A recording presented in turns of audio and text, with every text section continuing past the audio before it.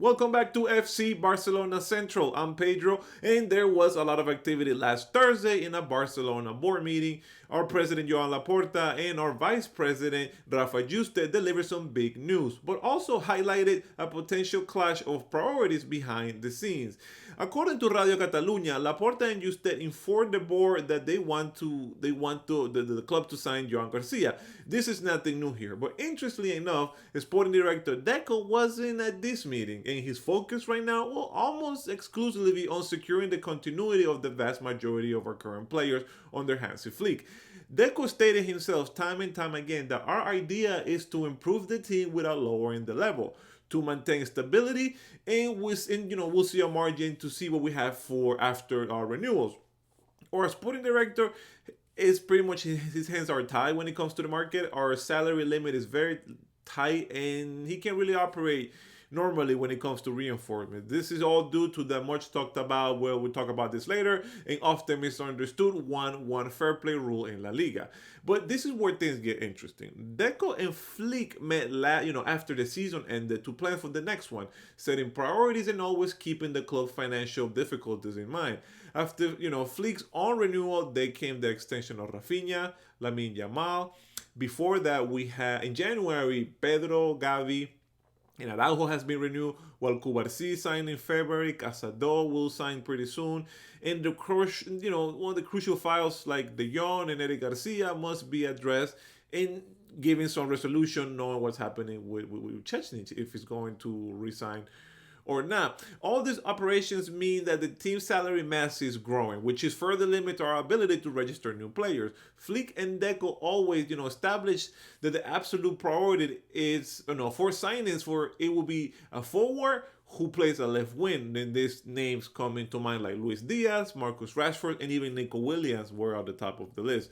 In contrast, from Flick's perspective, everything related to goalkeeping, according to him, this was all resolved. I mean, obviously you have the uncertainty with Chechny if he's going to resign, but Ter Stegen is returning from a knee injury and he's expected to be the full starter. And Flick does not consider this to be the most important, thing to sign a goalkeeper right now. He communicated this to Deco, who agreed with the coach, and in fact, they both are aware that there's no money for reinforcements at all to fix all these lines, and they should prioritize in what they consider necessary, and it's a left, winger. As for Iñaki Peña, our third goalkeeper, he's currently under contract until 2026, which if he wants to leave, he needs to present a offer to the sporting team, and they wouldn't make it difficult for him. For now, there's no concrete, news about this, but I guess this gives us a little more perspective when it comes to what's happening with this goalkeeping situation. Um, I don't know. We'll see what Flick wants. I mean, Flick does like Ter Stegen, and apparently now Joan Garcia doesn't only wants to play for a team that's going to give him minutes, and then allegedly Barcelona contract that they offered to Joan Garcia is guaranteeing him minutes. So we'll see. We'll see what things how things happen. And to make matters a little more complicated, the club remembered the issues when registering Dani Olmo last season and Pau Victor. They absolutely do not want to go through this again. So this could happen if they make a kind of like a weird or crazy push for Joan Garcia, potentially blocking signing, blocking another signing in the attacks, and this will only work if Ter Stegen leaves, but he has already ruled this out. I think it's just like perhaps too much too soon. Flick understand that the market opportunity for Joan Garcia, but he has his priorities and he have made them very very clear. And I don't think he's budging from there. The plan is set. First, secure the continuity of all our players in the squad, and then if there is room for maneuver, sign an attacking player. The coach will not understand if if the offensive operation was blocked by bringing a goalkeeper that hasn't even asked for. Nevertheless, if Joan Garcia comes, and ends up materializing this deal, Flick, I'm sure he will receive him with open arms.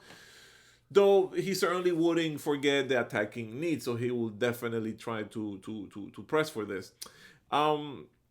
In another matter that's kind of related to this is given there has not been any progress with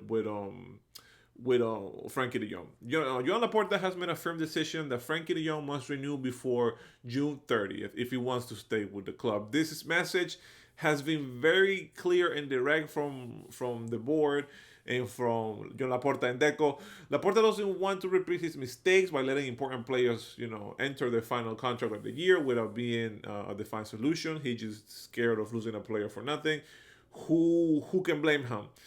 Given our difficulty signing. And the Frankie de Jong case is very particular. He is the second most highest player in the team. There's been a lot of speculations about his contract. It's not his fault what he makes. Deco said this, and Deco likes him. I wouldn't want to see him go, but any days that we don't see a resolution for this is a little worrisome. I mean, I know some big European clubs will definitely take Frankie de Jong.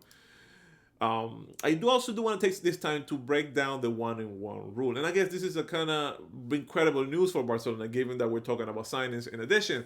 So Barcelona is set to be back under the 1-on-1 rule for their upcoming season, the market here in July 1st. Limac, the construction company that has certified the completion of the VIP boxes at the new Camp Nou, and this was a crucial condition for the club to be able to sign, normally this summer.